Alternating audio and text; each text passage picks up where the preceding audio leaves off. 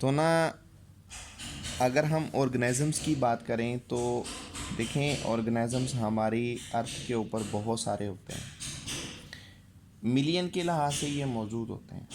ठीक है, अब मिलियंस के लिहाज से हैं, आप इन्हें एक ही जगह पर एक ही सही वक्त में डिस्कस नहीं कर सकते। इनकी डिस्कशन करना थोड़ा सा टिपिकल सा हो जाता है, और ये डिफ़िकल्ट है कि अगर आप इतने ऑर्गेनिजम्स को डिस्कस करो एक ही वक्त में, और विदाउट एनी कोई अथेंटिकेटेड सिस्टम, कोई कम्प्रीहेंसिव मेथड भी नहीं है जिसकी वजह से आप इन्हें डिस्कस कर रहे हो। तो फिर हमने क्या किया, एक कम्प्रीहेंसिव मेथड बनाया, एक इजी वे बनाया, ताकि हमें इनको पढ़ना, इनको स्टडी करना आसान हो जाए। वो जो सिस्टम बनाया, उस सिस्टम को हम नाम देते हैं किंगडम सिस्टम का।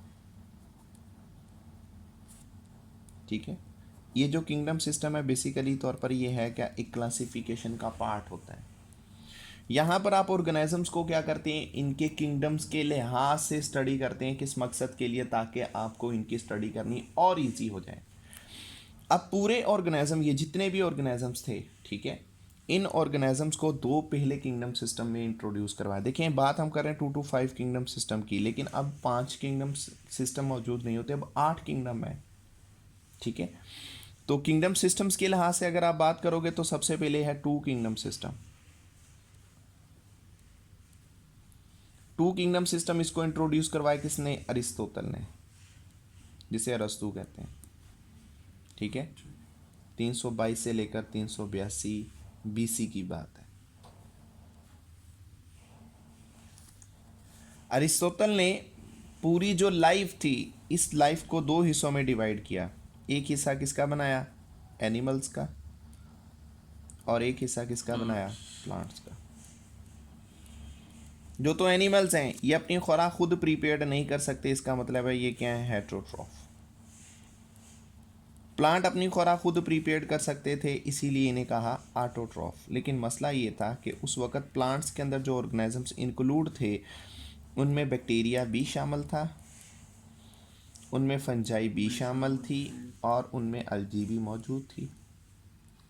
नेक्स्ट आने वाले जितने भी साइंटिस्ट थे, उन्होंने कहा ये बात गलत है कि बैक्टीरिया और फंजाई ये प्लांटी में इंक्लूड नहीं होने चाहिए। ठीक है, फिर इधर एक कंट्रोवर्सी पैदा हुई, ये कि फंजाई अपनी खुराक खुद प्रिपेयर नहीं कर सकती, जबकि बैक्टीरिया पता नहीं किस किस्म के सेल्स के बने हुए हैं। इन्होंने कहा इन्हें यहाँ से निकालना चाहिए। फिर आया 3 किंगडम सिस्टम। अब जो 3 किंगडम सिस्टम था, इस किंगडम सिस्टम को इंट्रोड्यूस करवाया किसने, अर्नस्ट हैकेल ने। अर्नस्ट हैकेल ने 1866 में इसको इंट्रोड्यूस करवाया। वो कौन था, किंगडम प्रोटिस्टा। अब जो किंगडम प्रोटिस्टा था, इस प्रोटिस्टा के अंदर बेसिकली तौर पर ऐसे ऑर्गेनिजम्स रखे जिनके पास एक तो डुअल ट्रेड्स थे, जो डुअल ट्रेड यानी कि सपोज दैट प्लांट्स के अंदर उस वक्त है ना प्रोटोजोआ भी शामिल थे। प्रोटोजोआ डुअल ट्रेड्स रखते थे, यानी कि ये ऑटोट्रॉफ भी थे और हेट्रोट्रॉफ भी थे। ऑटोट्रॉफ ये उस वक्त थे जब ये अपनी खुराक सनलाइट की प्रेजेंस में खुद प्रीपेयर्ड कर रहे थे। जब सनलाइट नहीं होती, डार्क रीजन में जाते, वहाँ हेट्रोट्रॉफ बन जाते। इसीलिए किंगडम प्रोटिस्टा बनाया गया, ताकि इसके अंदर वो सारे ऑर्गेनिजम्स रखे जाएं जो बेसिकली क्या होते हैं, डुअल ट्रेड्स वाले होते हैं, जिनके अंदर डुअल करैक्टर्स मौजूद होते हैं। इसीलिए इन्हें यहाँ पर बनाया गया। तो अब जितने भी प्रोटोजोआ थे वो सारे के सारे किंगडम प्रोटिस्टा में मौजूद थे, प्रोटोजोआ। ठीक है, लेकिन ये भी रिजेक्ट हो गया है। क्यों रिजेक्ट हुआ, क्योंकि तीसरा किंगडम तो किंगडम प्रोटिस्टा था, लेकिन पहले जो 2 किंगडम थे उनमें एनिमल्स की खासियतें वैसे की वैसी थीं, एनिमल सारे हेट्रोट्रॉफ। लेकिन अभी जो प्लांट्स बनाए हुए थे, उन प्लांट्स के अंदर स्टिल बैक्टीरिया भी मौजूद था और उनके अंदर फंजाई भी मौजूद थी। तो नेक्स्ट आने वाले साइंटिस्ट ने ये कहा कि बेसिकली तौर पर ये 3 किंगडम सिस्टम भी गलत है। फिर 4th किंगडम बनाए गए। 4th किंगडम जो सिस्टम इंट्रोड्यूस करवाया गया, वो वजेलियस नामी एक पर्सन था।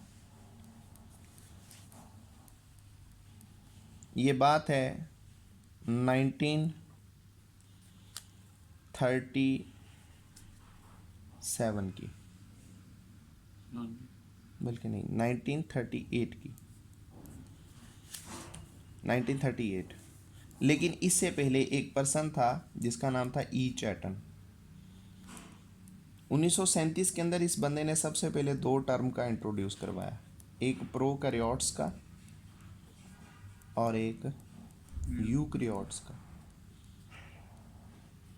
ठीक है, तो प्रोकैरियोट्स वो असल में ऑर्गेनिजम्स होते हैं, आप जानते हैं कि जिनके अंदर वेल ऑर्गेनाइज्ड न्यूक्लियस नहीं होता वो प्रोकैरियोट्स हैं, और जिनके अंदर वेल ऑर्गेनाइज्ड न्यूक्लियस होता है वो यूकैरियोट्स हैं। हम सारे यूकैरियोट्स हैं, सिर्फ एक ही ऑर्गेनिज्म प्रोकैरियोट है, वो बैक्टीरिया है। जो मर्जी बैक्टीरिया, हाँ वायरस नहीं बुलाने यहाँ, क्योंकि वायरस का किंगडम्स के अंदर कोई हिस्सा नहीं है। वायरस कुछ नहीं, वायरस कुछ भी नहीं है। वायरस लिविंग और नॉन लिविंग की दरमियानी फॉर्म है, वो इनके बिटवीन आती हैं। ठीक है, तो इसीलिए प्रोकैरियोट्स में जस्ट बैक्टीरिया इंक्लूड होने हैं और यूकैरियोट्स में सारे आ जाएंगे, बैक्टीरिया के अलावा प्लांट्स, फंजाई, एनिमल्स, ठीक है, अमीबा वगैरह सारा कुछ आ जाएगा। फिर इसके बाद दिया गया 1938 के अंदर फोर्थ किंगडम सिस्टम, जिसके अंदर क्या बनाया गया, किंगडम मुनेरा। ये जो किंगडम मुनेरा था, या जिसको प्रोकैरियोटिक किंगडम भी कहते थे, इस प्रोकैरियोटिक में या किंगडम मुनेरा के अंदर बेसिकली तौर पर जो चीज़ मौजूद थी वो ये कि सारे के सारे जो प्रोकैरियोट्स थे, यानी कि जो बैक्टीरिया थे, वो यहाँ इंक्लूड किए गए।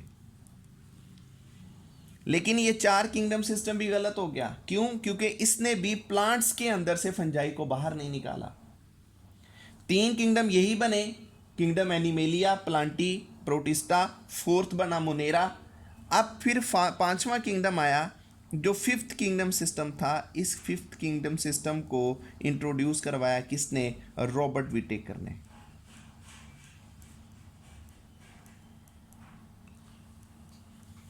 बात कब की है? 1969 की। तब इसने 5 किंगडम दिए, लेकिन इसने कहा एक बेस है। बेस ये सेलुलर ऑर्गेनाइजेशन कि सेल किसका बना है, इसको सेलुलर ऑर्गेनाइजेशन कहते हैं। दूसरी बात ये मोड ऑफ न्यूट्रिशन, ये खाना किस चीज़ का बना।